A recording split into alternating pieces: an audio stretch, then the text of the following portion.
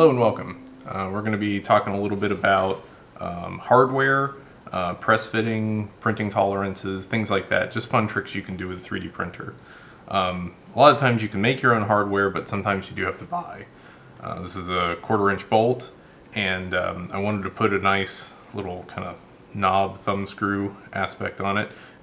I made these, but you can find tons of the different kinds on Thingiverse.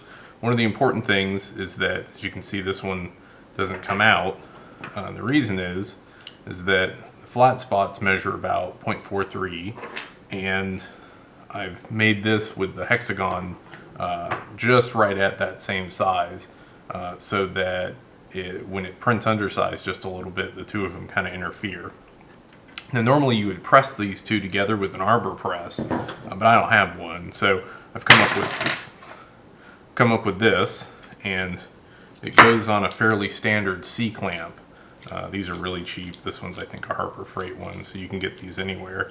So I made the top of it so that it's slightly undersized and presses into that foot.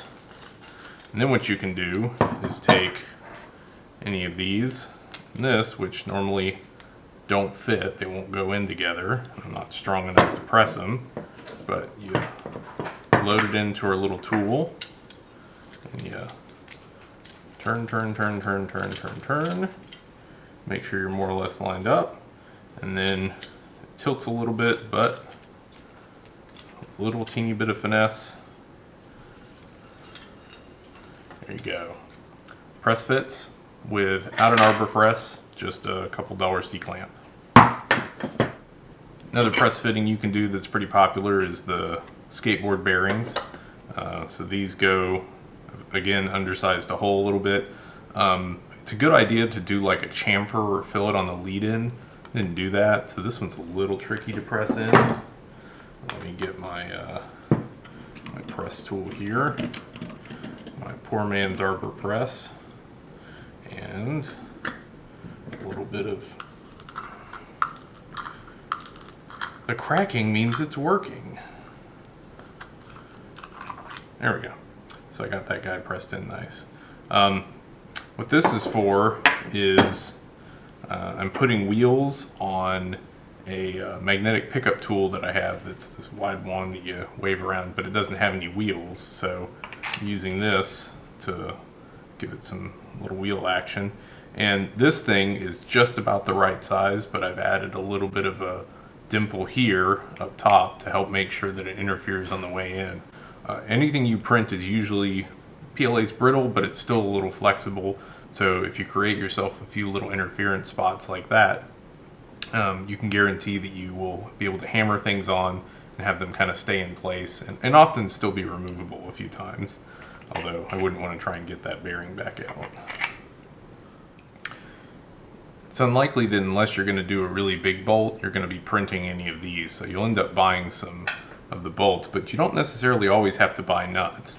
I printed some of these from a customizable thing on Thingiverse. It tried to print the threads for the 1/4-20, but it didn't do a great job, to be honest. It's mostly my printer. The model was fine.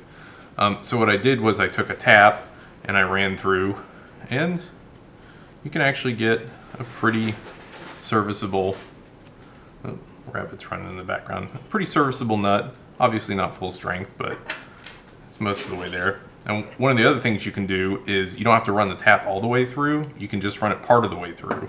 And that's what I've done here, is start threading for a little while, but then stop short.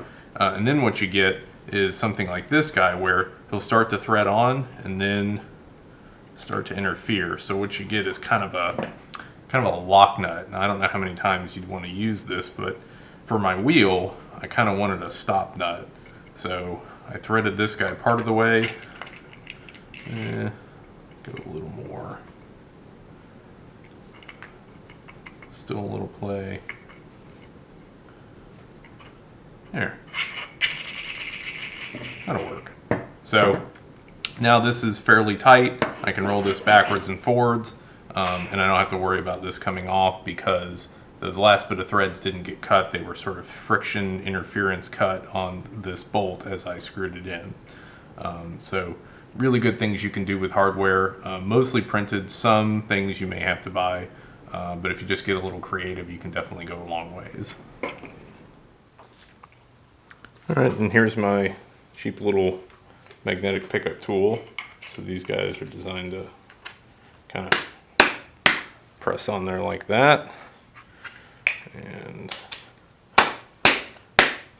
all right, so let's have a little demonstration. Very nice. Let's see. All right. There we go, got them all. Hopefully there will be no nails in the wife's tires this evening. All right, last but not least is a little bit of more fun with press fitting. So I made this. It's a quick release plate for my ProMaster tripod, and it came out really good the first time. Fits in there nice and solid. And I could make a version of this. I probably will make a version of this that's got a bolt in it somehow captured so that I can attach it to my DSLR. But what I wanted this one for was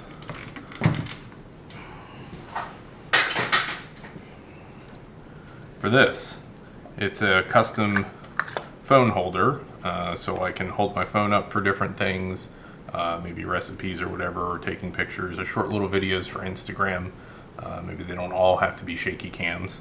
And so I wanted to attach this to this. Now I could, again, bolt it, and I do have some bolts, but hey, why not print? So what I did was I made this hexagonal plug, and I made it a little bigger than the holes so that it would interfere on the way in. And I could also glue this as well, but I'm going to try a pure press fit. So I've got my Poor Man's Arbor press again. I'll go ahead and start. Actually start with this one, seems how it's thicker. So I was smart and did chamfer this on the way in, so that the one end of the plug has a little bit of a taper to it, so that it hopefully goes in better. And we'll see how well this works live.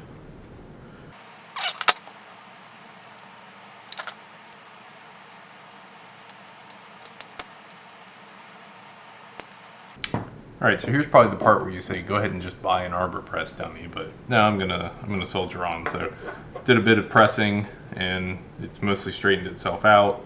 Lots of loud, scary noises when it was in there, but hopefully that means it's working. So I've got the plug most of the way in here. Now I just need to kind of line the two of these up and continue pressing.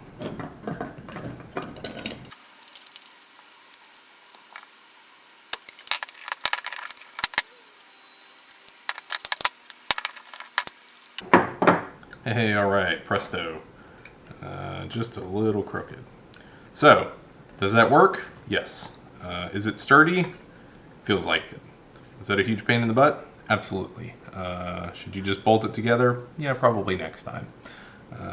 But hey, if you don't have any fasteners and you don't want to go out and get them, or you're cheap, or you just love doing everything with printing, it's totally a viable option to print a slightly oversized plug and do a little hexagon and just shove it in with, your Poor Man's Arbor press. So there you go. Get out there and get some printing done.